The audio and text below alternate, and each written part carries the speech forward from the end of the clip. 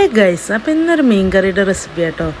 അപ്പോൾ ഇതാൾക്ക് ആവശ്യമായിട്ടുള്ള സാധനങ്ങൾ നോക്കുക. കുറച്ചധികം ചെറുള്ളി വേണം, പിന്നെ കുറച്ച് വെളുത്തുള്ളി, ആവശ്യത്തിന് ഇഞ്ചി, തക്കാളി, വേപ്പിലൊക്കെ വേണം കേട്ടോ.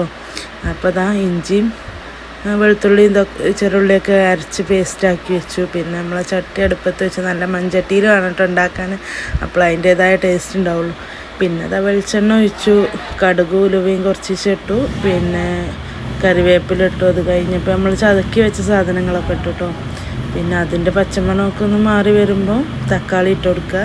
തക്കാളി ഉപ്പൊക്കെ ഇട്ട് നല്ലോണം വഴറ്റി കൊടുക്കണം, നല്ലോണം ഉടയണം കേട്ടോ തക്കാളി വെന്തിട്ട്. അപ്പോൾ ഉപ്പിട്ട് കണ്ടൊന്ന് മൂടി വെച്ചാൽ എളുപ്പം വഴണ്ട് കിട്ടും.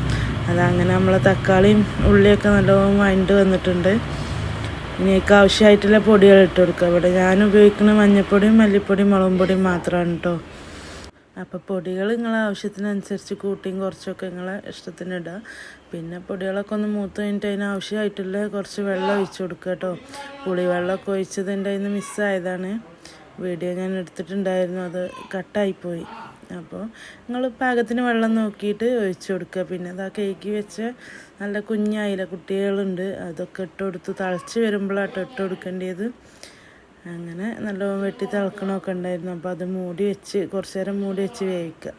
നല്ല ഹൈ ഫ്ലെയിമിലിട്ട് തന്നെയാണ് കേട്ടോ മൂടി വെച്ച് വേവിക്കേണ്ടത്. അപ്പോൾ നമ്മളെ മീൻ കറി അവിടെ വേവട്ടെ. ഇത് നമ്മൾ പുതിയ തുടങ്ങിയൊരു കുട്ടി ചാനലാണ്. അപ്പോൾ ഇഷ്ടപ്പെട്ട എല്ലാവരും ലൈക്ക് ചെയ്യുക, ഷെയർ ചെയ്യുക, സബ്സ്ക്രൈബ് ചെയ്യുക കേട്ടോ. ബെല്ലൈക്കണും കൂടി ഒന്ന് അമർത്തിയാൽ എല്ലാ വീഡിയോസും നോട്ടിഫിക്കേഷനായി വന്നോളൂ കേട്ടോ. അപ്പോൾ നമ്മളെ മീൻ കറി അവിടെ സെറ്റായിട്ടുണ്ട്. അപ്പോൾ ഓക്കെ, ബായ്.